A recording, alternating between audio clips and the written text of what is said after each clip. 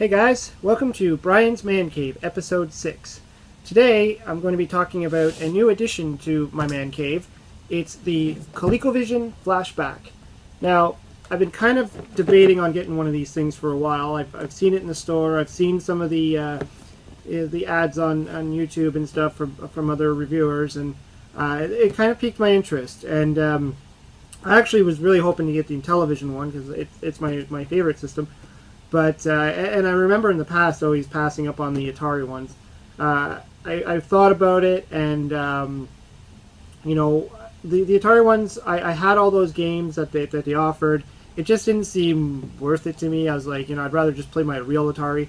But the ColecoVision is a different system. You know, it's harder to get games for it, for me anyways. I only have a little handful of them, and the system itself, it's rather large, and there's not too many around out there, and I didn't want to really keep, you know, hooking it up and then watching it, you know, the wires start to deteriorate on me or whatever, because it would really be hard to find replacement parts for it. So I thought about it, and I'm like, well, this might actually be cool. The Intellivision one would be awesome as well, even though I do have the Intellivision, I do have all the games for it, but I thought, let's just give this guy a shot. You know, what's the worst that can happen? Hopefully this thing works. I mean, I just bought it, and so it's kind of brand new. The only thing that I really not too thrilled about, I guess there's got to be a reason, probably licensing, is it's missing my favorite ones, Donkey Kong Jr. These two games here were probably the main reason why I wanted to get a ColecoVision when it was out a long time ago, was because this Donkey Kong port is actually pretty good. Compared to the Intellivision one, this is real Donkey Kong in my opinion. The Donkey Kong Jr., the same. I mean, the Intellivision Donkey Kong Jr. is cool too, and the graphics aren't too bad. But these were, and there was another one. There was the Smurfs game and stuff like that I always thought was nice when I was a kid. Venture, and you know, there's a few more. But obviously these are like Nintendo products. They're you know, they probably couldn't include it in this. Probably for licensing reasons. Who knows? Maybe it's going to be in another. Maybe it'll be a Coleco Flashback 2 or something like that. But anyways, let's see what's in here and just kind of go on what I see here. Of course, you get a manual. Yes. I don't think that this is probably necessary. It's probably got it's got some games in there, so that's pretty cool. It tells you about the games. That might actually be helpful. There's 60 games on this thing, so chances are I haven't played a huge fraction of them. This is nice.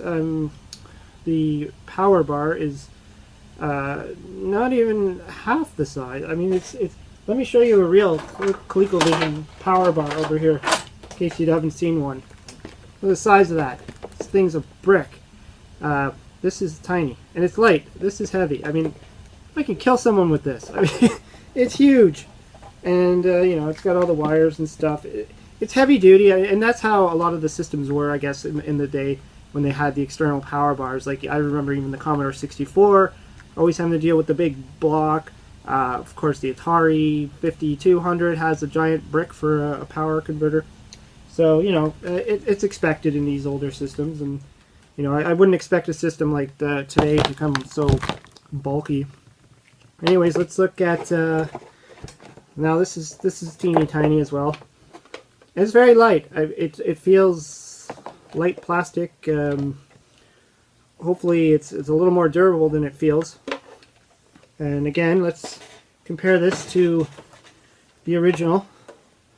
This is the original. It's the real one, anyways. And this is quite heavy and heavy duty.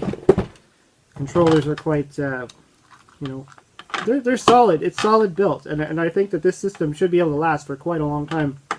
You know, given that the parts don't fail inside. But I mean, the body and the shell, like this thing's it's from the 80s, and it looks, you know, almost brand new. And so let's just put that down right now. That's getting a little heavy, but. Let's just take a look at this again. It's nice. I mean, they kept the same design. It's got those ridges.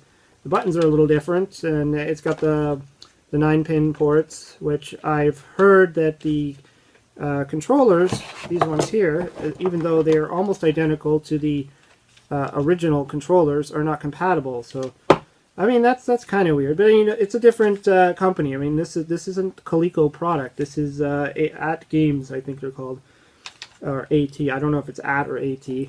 Someone can correct me on that one. And then we have the overlays, which I actually, as a child, didn't even know Coleco had these. I didn't have a ColecoVision, but I had a friend that did, and I didn't know that they had overlays. Like, I knew the controllers kind of looked like an Intellivision controller, but like I didn't know you can actually slide and insert into the original ones. So this is kind of cool that it has. There's not many here. It looks like there's only a small assortment of games that actually need these. And so, and that's fine though, because I always felt it was kind of a bummer when you had to always look for these little things for the Intellivision just to play a game, right? And a lot of the best like arcade games, like Donkey Kong, you don't need that. So you know what's the difference? And of course, it's hooks up the RCA cables. There's no HDMI or anything like that. Nothing fancy. You don't need to use the coaxial piece to stick into the back, like you know.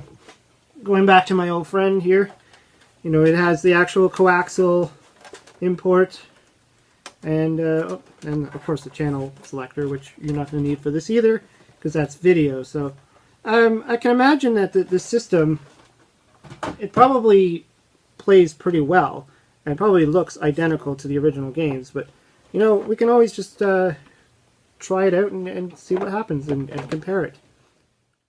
Okay, so as you can see, I have the Atari 2600 there. I have my Intellivision. Now I know what you're thinking, it's all kind of messed up and taped up and stuff, but this is just the shell that I'm using. I actually have the better shell put away. This I just kind of use it almost like my little beater Intellivision. Just like when you have a beater car.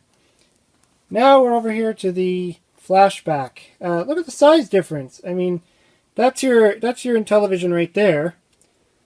And that's a little Flashback guy, little tiny guy. So let's go and get this thing hooked up and to my nice little Sony and see how these games look. Alrighty then, we're all plugged in and let's see what happens here. Colecovision Flashback. Nice. Okay, so yes, one thing to also note, which possibly a lot of people already know, is that these things don't have cartridges. And you cannot put a cartridge into them either. There's no cartridge slot at all. They don't really design these things that way. They design these things for people who maybe had one of these things a long time ago, don't want to go and track down an old system, try and figure out how to rig it up to their new TV and all that kind of stuff. So, I mean, these things were designed as just like they call them a plug-and-play system. So, you kind of just go through the menu here, I guess, and look for what game you want to play. I don't know, these are all fun games, but let's find one that I'm used to. Oh. Venture. I love that game. So let's see how it looks. I mean, so far it looks authentic to me. It looks like I'm playing my real ColecoVision. Kind of impressed. Even has that nice delay for the title screen. Now the one thing I don't know is this: if this is actually just emulating or if this is actually using the real ROMs. I think it's emulating. Most of them are. But wow, the controller on this thing is really loose too. If you play a real ColecoVision controller, it's very tight. So I'm kind of not used to that.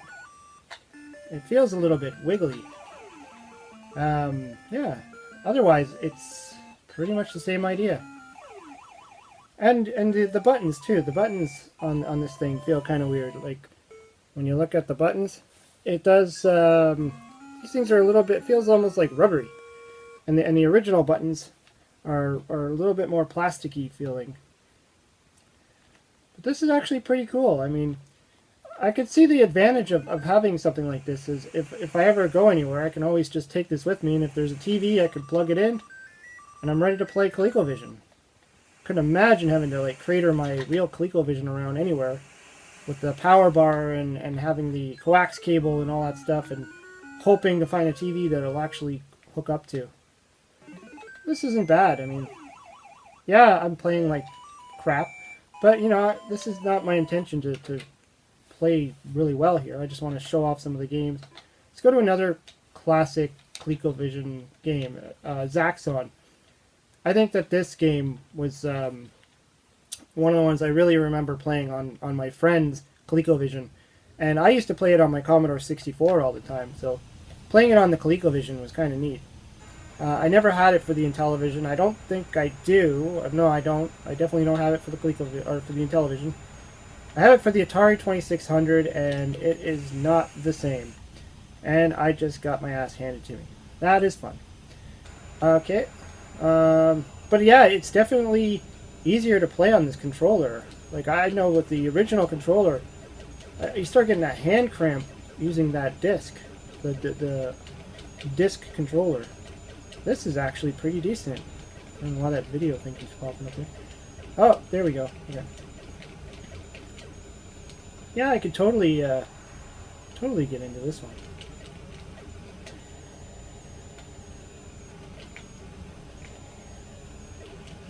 Maybe this time I can actually complete the game. I know I've tried with the with my real one, but this game does get a little tricky when you start getting into those later levels. Anyways, let's just take one more gander here. What we got? Sammy Lightfoot. Jeez, I had that for the Commodore 64, and that's another thing I've never realized. Like, some of these games were on the ColecoVision. I'm kind of impressed. And that's the thing, though. I grew up with the Intellivision. I grew up with the Commodore 64, so I got used to the games being on those systems. So I didn't know that Sammy Lightfoot was actually a ColecoVision game. That's pretty cool. How do you start it, though?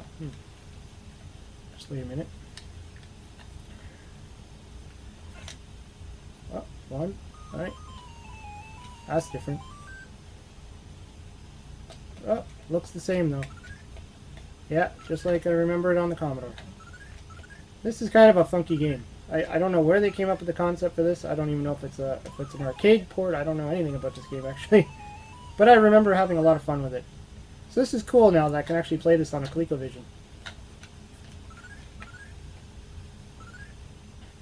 Again, I'm not really trying my hardest here, but... such a weird character. And his hair flings around, I don't know. But yeah, so... I mean, in my opinion, I think that this was worth the pickup. It looks nice. It plays like the real thing. It looks good, and I think it's a lot of fun. It's a great addition to the man cave. So hope you guys enjoyed the show. Subscribe. Let me know what you think about the Flashback. Let me know if you have any of them, or if you think I should be hunting down the Intellivision one or the Atari ones, and maybe when the Nintendo one comes out, we'll think about picking that one up too. Anyways, talk to you later, Ian. Bye-bye.